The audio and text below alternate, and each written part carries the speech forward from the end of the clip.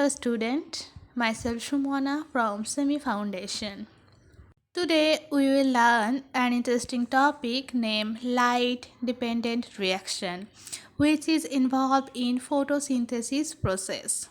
In our previous video, we learned about photosynthesis and we know that photosynthesis has two steps. One light dependent and another one is light independent. तो आज हम जानेंगे कि light dependent phase में क्या क्या reaction होते हैं और इस रिएक्शन के थ्रू कौन सा प्रोडक्ट मिलता है, मतलब कि इस रिएक्शन का प्रोसेस, इसका लोकेशन, इसका इनपुट और आउटपुट आज हम डिटेल से जानेंगे। तो फोटोसिंथेसिस क्या है ये सभी आपको पता है। Photosynthesis is a physiological process by which plant cells containing chlorophyll produce food in the form of carbohydrates by using carbon dioxide, water, and light energy. Oxygen is released as a byproduct. And where does this process occur? In plants and blue-green algae, the photosynthesis process takes place in chloroplast. Photosynthesis process एक physiological process है जहाँ पे एक plant की जो chlorophyll है वहाँ पे इस प्रोसेस का एग्जैक्ट लोकेशन है और वहाँ पे क्या होता है, carbon dioxide, water and light energy जो है वो एक साथ मिलके फूड बनाते हैं in the form of carbohydrate. कहाँ पे होता है? All plants and blue green algae photosynthesis process takes place in chloroplast, मतलब कि all plant and blue green algae में जो क्लोरोप्लास्ट जहाँ पे है वहाँ पे फोटोसिंथेसिस का ऑकरेंस रहता है। तो द लाइट डिपेंडेंट फेज में हम आते हैं और यहाँ पे क्या होता है हम जानते हैं। फिर हमको तो पता चल ही गया है कि क्लोरोप्लास्ट जो है एक प्लांट की सेल में वहाँ पे फोटोसिंथेसिस ऑकर होते हैं। तो इस लाइट डिपेंडेंट रिएक्शंस में जाने से पहले हमको स्ट्रक्चर ऑफ क्लोरोप्लास्ट जो है वो जानना होगा। तो what is the structure of chloroplast? Surrounding the chloroplast is a double membrane consisting of an outer membrane and an inner membrane. Chloroplast का दो मेम्ब्रेन है, एक आउटर मेम्ब्रेन और एक inner membrane, similar like mitochondria. The interior to the chloroplast inner membrane and the surrounding of the thylakoids is a fluid called stroma. The light independent phase take place within the stroma. Chloroplast के inner membrane में thylakoid रहता है और उसकी surrounding में एक fluid का presence होता है, उसको बोलते हैं स्ट्रोमा। और इस स्ट्रोमा में लाइट इंडिपेंडेंट फेज का रिएक्शंस होते हैं। The interior of the chloroplast contain another membrane, the thylakoid membrane, which folded to form numerous connected stacks of discs. Each disc is a thylakoid and each stack is a granum. The light-dependent reaction takes place within the thylakoids. Chloroplast की interior में और एक membrane है जिसको हम thylakoid membrane से जाने जाते हैं, जो कि फोल्ड होके न्यूमेरियस कनेक्टेड स्टैक और डिस्क में डिवाइड है और हर एक disc is a thylakoid and each stack is a granum. मतलब डिस्क जो है उसको थाइलाकॉइड बोलते हैं और जो स्टैक है उसको ग्रानम बोलते हैं। ग्रानम प्लूरल फॉर्म में है कि यहाँ पे फोल्ड होके बहुत सारे ग्रानम है और इसको अगर सिंगुलर में हम देखते हैं वन पीस को लेके तो इसको हम ग्राना बोलते हैं। और जो लाइट डिपेंडेंट रिएक्शन है वो इस ग्राना की जो थाइलाकॉइड है वहाँ पे होते हैं। In the dependent stage of reaction the pigment chlorophyll located with in thylakoid membrane capture the energy from sun and break down water molecules to produce ATP and NADPH. These two energy storing molecules then used in the light independent reaction. ATP and NADPH is stored in the thylakoid membranes in protein complex called photosystem 1 and photosystem 2. तो light dependent phase में क्या होता है, जो pigment है, chlorophyll जो pigment है वो रहता है थाइलाकॉइड मेम्ब्रेन में एंड उस पिगमेंट का काम क्या है, जो एनर्जी सन से मिलता है उस एनर्जी को एब्जॉर्ब करके ब्रेक डाउन करता है किस में ब्रेक डाउन करते हैं? Water molecule to produce ATP and NADP. मतलब कि क्लोरोफिल जो पिगमेंट है वो सनलाइट को एब्जॉर्ब करके सनलाइट के द्वारा जो वाटर है उसको ब्रेक डाउन करते हैं to ATP and NADPH. And this ATP and NADPH store in the membrane and this is used to the light independent reaction। मतलब कि ये जो ATP और NADPH यूज़ होता है ये स्टोर होके रहता है, जो कि इसका जो दूसरा स्टेप है लाइट इंडिपेंडेंट फेज वहाँ पे यूज़ होता है। और ये जो ATP और NADPH स्टोर होता है थाइलाकॉइड मेम्ब्रेन में, इसका दो प्रोटीन कॉम्प्लेक्स है जिसको फोटोसिस्टम 1 और फोटोसिस्टम 2 बोलते हैं। The series of light-dependent reaction begins when the sunlight hits a molecule of chlorophyll located in photosystem 2, which excites an electron which leave the chlorophyll molecule and travel along the thylakoid membrane via a series of carrier proteins known as the electron transport chain। Light dependent reactions का जो series है वो शुरुआत कहाँ से होता है? जब सनलाइट हीट से मॉलिक्यूल ऑफ क्लोरोफिल, जब लाइट जब सन से आके क्लोरोफिल का कोई भी एक मॉलिक्यूल को हीट करता है जो कि फोटोसिस्टम 2 में लोकेट करता है। सनलाइट जब क्लोरोफिल की कई एक मॉलिक्यूल का हीट करता है तो फिर वो एक्साइट होकर एक इलेक्ट्रॉन को एक्साइट करते हैं। मतलब कि जो सनलाइट है वो क्लोरोफिल की फोटोसिस्टम 2 में एक इलेक्ट्रॉन को एक्साइट करते हैं सनलाइट, और वो इलेक्ट्रॉन जब एक्साइट हो जाता है वो क्या करते हैं, तब वो क्लोरोफिल को छोड़ के थाइलाकॉइड का जो मेम्ब्रेन है वहाँ पे ट्रैवल करते हैं अकेले, और वो इलेक्ट्रॉन ट्रांसपोर्ट चेन में जाते हैं एज ए कैरियर प्रोटीन। फिर रिएक्शन से पहले क्या होता है, जो सनलाइट है वो क्लोरोफिल की एक इलेक्ट्रॉन को एक्साइट करते हैं, और एक्साइट होने के बाद ये इलेक्ट्रॉन थाइलाकॉइड मेम्ब्रेन के द्वारा इलेक्ट्रॉन ट्रांसपोर्ट चेन में एज ए कैरियर प्रोटीन जाते हैं। Now the pigment which break down the water molecule, each water molecule break down the and produce 2 hydrogen atoms and 1 oxygen atom. The oxygen is released as a waste product. Oxygen atom from disassembled water molecules join up in pairs to form oxygen gas O2।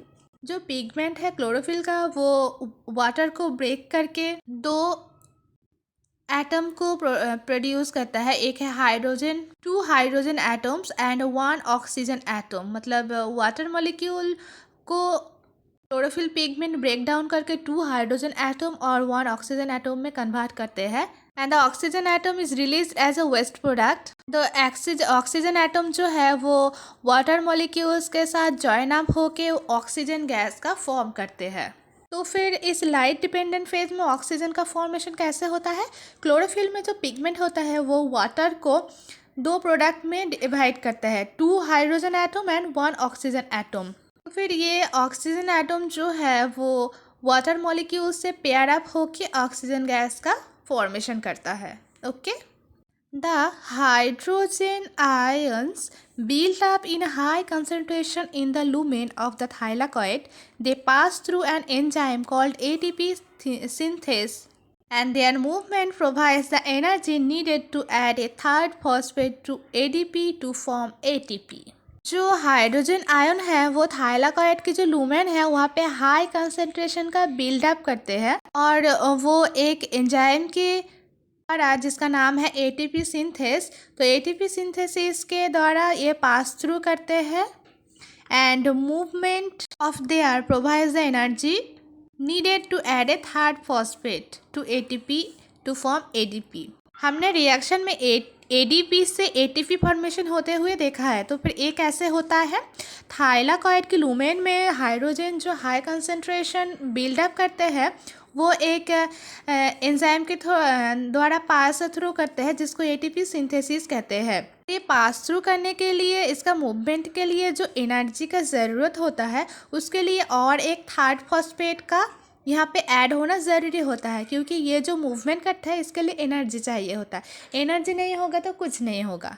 यहाँ पे एक energy को provide करने के लिए एक third phosphate group add होता है और इस फॉस्फेट ग्रुप के ऐड होने से एडीपी से एटीपी में कन्वर्ट होते हैं। थर्ड फॉस्फेट ग्रुप क्यों ऐड होते हैं? क्योंकि ये जो हाइड्रोजन आयन है वो हाई कंसंट्रेशन बिल्ड करते हैं थाइलाकॉइड के लूमेन में और वो एटीपी सिंथेसिस के द्वारा पास थ्रू करते हैं और इस पास थ्रू के लिए उनको एनर्जी चाहिए होता है। इस एनर्जी के लिए ये थर्ड फॉस्फेट आना ज़रूरी है। थर्ड फॉस्फेट से ही एटीपी से एटीपी का फॉर्मेशन होता है। These energy storing molecules powers many cellular process. In fact, the glucose made during photosynthesis is broken down to produce more ATP later during cellular respiration.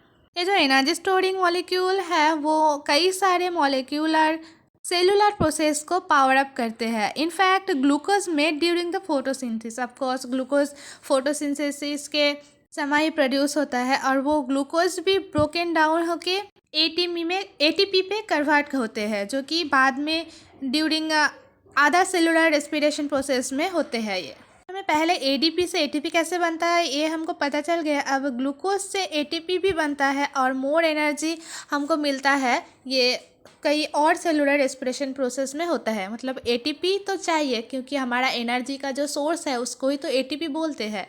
Meanwhile, the electron release from photosystem 2 arrives at photosystem 1, which also contain chlorophyll.